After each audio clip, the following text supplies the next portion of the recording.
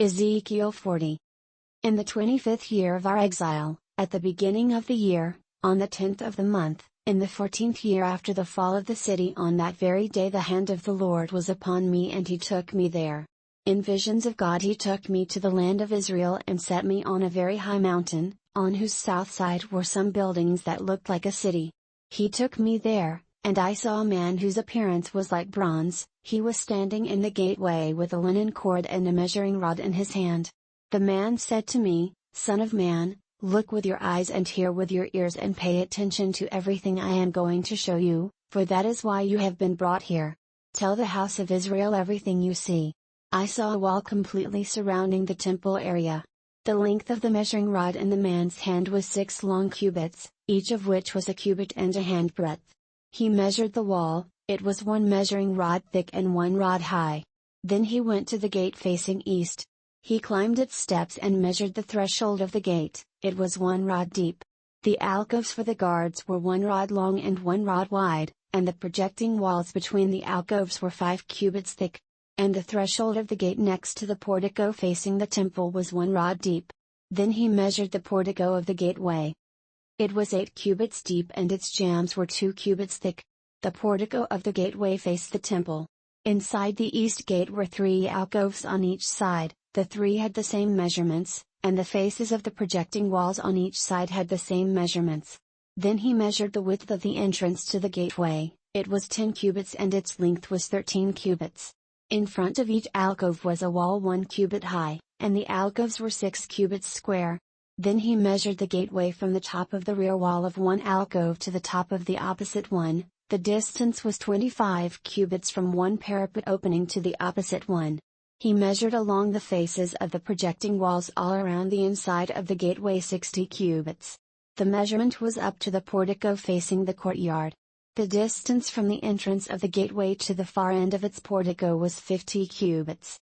The alcoves and the projecting walls inside the gateway were surmounted by narrow parapet openings all around, as was the portico. The openings all around faced inward. The faces of the projecting walls were decorated with palm trees. Then he brought me into the outer court. There I saw some rooms and a pavement that had been constructed all around the court. There were 30 rooms along the pavement. It abutted the sides of the gateways and was as wide as they were long. This was the lower pavement. Then he measured the distance from the inside of the lower gateway to the outside of the inner court. It was 100 cubits on the east side as well as on the north. Then he measured the length and width of the gate facing north, leading into the outer court. Its alcoves 3 on each side, its projecting walls and its portico had the same measurements as those of the first gateway. It was 50 cubits long and 25 cubits wide. Its openings, its portico and its palm tree decorations had the same measurements as those of the gate facing east. 7 steps led up to it, with its portico opposite them. There was a gate to the inner court facing the north gate, just as there was on the east. He measured from one gate to the opposite one. It was 100 cubits. Then he led me to the south side and I saw a gate facing south. He measured its jambs and its portico, and they had the same measurements as the others. The gateway and its portico had narrow openings all around, like the openings of the others. It was 50 cubits long and 25 cubits wide. 7 steps led up to it, with its portico opposite them. It had palm tree decorations on the faces of the projecting walls on each side. The inner court also had a gate facing south, and he measured from this gate to the outer gate on the south side. It was 100 cubits. Then he brought me into the inner court through the south gate, and he measured the south gate. It had the same measurements as the others. Its alcoves, its projecting walls and its portico had the same measurements as the others. The gateway and its portico had openings all around. It was 50 cubits long and 25 cubits wide. The porticos of the gateways around the inner court were 25 cubits wide and 5 cubits deep. Its portico faced the outer court, palm trees decorated its jambs, and 8 steps led up to it. Then he brought me to the inner court on the east side, and he measured the gateway. It had the same measurements as the others. Its alcoves, its projecting walls and its portico had the same measurements as the others. The gateway and its portico had openings all around. It was 50 cubits long and 25 cubits wide. Its portico faced the outer court, palm trees decorated the jambs on either side, and 8 steps led up to it. Then he brought me to the north gate and measured it. It had the same measurements as the others, as did its alcoves, its projecting walls and its portico, and it had openings all around. It was 50 cubits long and 25 cubits wide. Its portico faced the outer court, palm trees decorated the jambs on either side, and 8 steps led up to it. A room with a doorway was by the portico in each of the inner gateways, where the burnt offerings were washed. In the portico of the gateway were 2 tables on each side, on which the burnt offerings, sin offerings and guilt offerings were slaughtered. By the outside wall of the portico of the gateway, near the steps at the entrance to the north gateway were 2 tables, and on the other side of the steps were 2 tables. So there were 4 tables on one side of the gateway and 4 on the other, 8 tables in all on which the sacrifices were slaughtered. There were also 4 tables of dressed stone for the burnt offerings, each a cubit and a half long, a cubit and a half wide and a cubit high. On them were placed the utensils for slaughtering the burnt offerings and the other sacrifices. And double-pronged hooks, each a handbreadth long, were attached to the wall all around. The tables were for the flesh of the offerings. Outside the inner gate, within the inner court, were 2 rooms, one at the side of the north gate and facing south, and another at the side of the south gate and facing north. He said to me, "The room facing south is for the priests who have charge of the temple. And the room facing north is for the priests who have charge of the altar. These are the sons of Zadok, who are the only Levites who may draw near to the Lord to minister before him." Then he measured the court. It was square 800 cubits long and 100 cubits wide. And the altar was in front of the temple. He brought me to the portico of the temple and measured the jambs of the portico. They were 5 cubits wide on either side. The width of the entrance was 14 cubits and its projecting walls were 3 cubits wide on either side. The portico was 20 cubits wide, and 12 cubits from front to back. It was reached by a flight of stairs, and there were pillars on each side of the jambs. Ezekiel 41. Then the man brought me to the outer sanctuary and measured the jambs. The width of the jambs was 6 cubits on each side. The entrance was 10 cubits wide, and the projecting walls on each side of it were 5 cubits wide. He also measured the outer sanctuary. It was 40 cubits long and 20 cubits wide. Then he went into the inner sanctuary and measured the jambs of the entrance. Each was 2 cubits wide. The entrance was 6 cubits wide, and the projecting walls on each side of it were 7 cubits wide. And he measured the length of the inner sanctuary. It was 20 cubits, and its width was 20 cubits across the end of the outer sanctuary. He said to me, "This is the most holy place." Then he measured the wall of the temple. It was 6 cubits thick, and each side room around the temple was 4 cubits wide. The side rooms were on 3 levels, one above another, 30 on each level. There were ledges all around the wall of the temple to serve as supports for the side rooms, so that the supports were not inserted into the wall of the temple. The side rooms all around the temple were wider at each successive level. The structure surrounding the temple was built in ascending stages, so that the rooms widened as one went upward. A stairway went up from the lowest floor to the top floor through the middle floor. I saw that the temple had a raised base all around it, forming the foundation of the side rooms. It was the length of the rod, 6 long cubits. The outer wall of the side rooms was 5 cubits thick.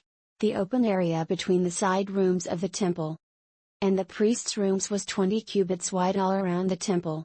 There were entrances to the side rooms from the open area, one on the north and another on the south, and the base adjoining the open area was 5 cubits wide all around. The building facing the temple courtyard on the west side was 70 cubits wide. The wall of the building was 5 cubits thick all around, and its length was 90 cubits. Then he measured the temple. It was 100 cubits long, and the temple courtyard and the building with its walls were also 100 cubits long. The width of the temple courtyard on the east, including the front of the temple, was 100 cubits. Then he measured the length of the building facing the courtyard at the rear of the temple, including its galleries on each side. It was 100 cubits. The outer sanctuary, the inner sanctuary and the portico facing the court, as well as the thresholds and the narrow windows and galleries around the 3 of them, everything beyond and including the threshold was covered with wood. The floor, the wall up to the windows, and the windows were covered. In the space above the outside of the entrance to the inner sanctuary and on the walls at regular intervals all around the inner and outer sanctuary were carved cherubim and palm trees. Palm trees alternated with cherubim. Each cherub had two faces. The face of a man toward the palm tree on one side and the face of a lion toward the palm tree on the other. They were carved all around the whole temple. From the floor to the area above the entrance, cherubim and palm trees were carved on the wall of the outer sanctuary. The outer sanctuary had a rectangular door frame, and the one at the front of the most holy place was similar. There was a wooden altar 3 cubits high and 2 cubits square, its corners, its base and its sides were of wood. The man said to me, "This is the table that is before the Lord." Both the outer sanctuary and the most holy place had double doors. Each door had 2 leaves, 2 hinged leaves for each door. And on the doors of the outer sanctuary were carved cherubim and palm trees like those carved on the walls, and there was a wooden overhang on the front of the portico. On the side walls of the portico were narrow windows with palm trees carved on each side. The side rooms of the temple also had overhangs. Ezekiel 42. Then the man led me northward into the outer court and brought me to the rooms opposite the temple courtyard and opposite the outer wall on the north side. The building whose door faced north was 100 cubits long and 50 cubits wide. Both in the section 20 cubits from the inner court and in the section opposite the pavement of the outer court, gallery faced gallery at the 3 levels. In front of the rooms was an inner passageway 10 cubits wide and 100 cubits long. Their doors were on the north. Now the upper rooms were narrower, for the galleries took more space from them than from the rooms on the lower and middle floors of the building. The rooms on the 3rd floor had no pillars, as the courts had, so they were smaller in floor space than those on the lower and middle floors. There was an outer wall parallel to the rooms and the outer court, it extended in front of the rooms for 50 cubits. While the row of rooms on the side next to the outer court was 50 cubits long, the row on the side nearest the sanctuary was 100 cubits long. The lower rooms had an entrance on the east side as one enters them from the outer court. On the south side along the length of the wall of the outer court, adjoining the temple courtyard and opposite the outer wall, were rooms with a passageway in front of them. These were like the rooms on the north, they had the same length and width, with similar exits and dimensions. Similar to the doorways on the north were the doorways of the rooms on the south. There was a doorway at the beginning of the passageway that was parallel to the corresponding wall extending eastward, by which one enters the rooms. Then he said to me, "The north and south rooms facing the temple courtyard are the priests' rooms, where the priests who approach the Lord will eat the most holy offerings. There they will put the most holy offerings, the grain offerings, the sin offerings and the guilt offerings, for the place is holy. Once the priests enter the holy precincts, they are not to go into the outer court until they leave behind the garments in which they minister, for these are holy. They are to put on other clothes before they go near the places that are for the people." When he had finished measuring what was inside the temple area, he led me out by the east gate and measured the area all around. He measured the east side with the measuring rod, it was 500 cubits. He measured the north side, it was 500 cubits by the measuring rod. He measured the south side, it was 500 cubits by the measuring rod. Then he turned to the west side and measured, it was 500 cubits by the measuring rod. So he measured the area on all 4 sides. It had a wall around it, 500 cubits long and 500 cubits wide, to separate the holy from the common. Ezekiel 43. Then the man brought me to the gate facing east. And I saw the glory of the God of Israel coming from the east. His voice was like the roar of rushing waters, and the land was radiant with his glory. The vision I saw was like the vision I had seen when he came to destroy the city, and like the visions I had seen by the Kebar River, and I fell face down. The glory of the Lord entered the temple through the gate facing east. Then the Spirit lifted me up and brought me into the inner court, and the glory of the Lord filled the temple. While the man was standing beside me, I heard someone speaking to me from inside the temple. He said, "Son of man, this is the place of my throne and the place for the soles of my feet. This is where I will live among the Israelites forever. The house of Israel will never again defile my holy name, neither they nor their kings, by their prostitution and the lifeless idols of their kings at their high places. When they placed their threshold next to my threshold and their doorposts beside my doorposts, with only a wall between me and them, they defiled my holy name by their detestable practices. So I destroyed them in my anger. Now let them put away from me their prostitution and the lifeless idols of their kings, and I will live among them forever. Son of man, describe the temple to the people of Israel, that they may be ashamed of their sins. Let them consider the plan. And if they are ashamed of all they have done, make known to them the design of the temple, its arrangement, its exits and entrances, its whole design and all its regulations and laws. Write these down before them so that they may be faithful to its design and follow all its regulations. This is the law of the temple. All the surrounding area on top of the mountain will be most holy. Such is the law of the temple. These are the measurements of the altar in long cubits, that cubit being a cubit and a handbreadth. Its gutter is a cubit deep and a cubit wide, with a rim of 1 span around the edge. And this is the height of the altar.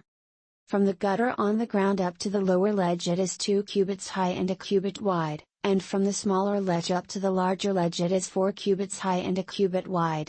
The altar hearth is 4 cubits high, and 4 horns project upward from the hearth. The altar hearth is square, 12 cubits long and 12 cubits wide.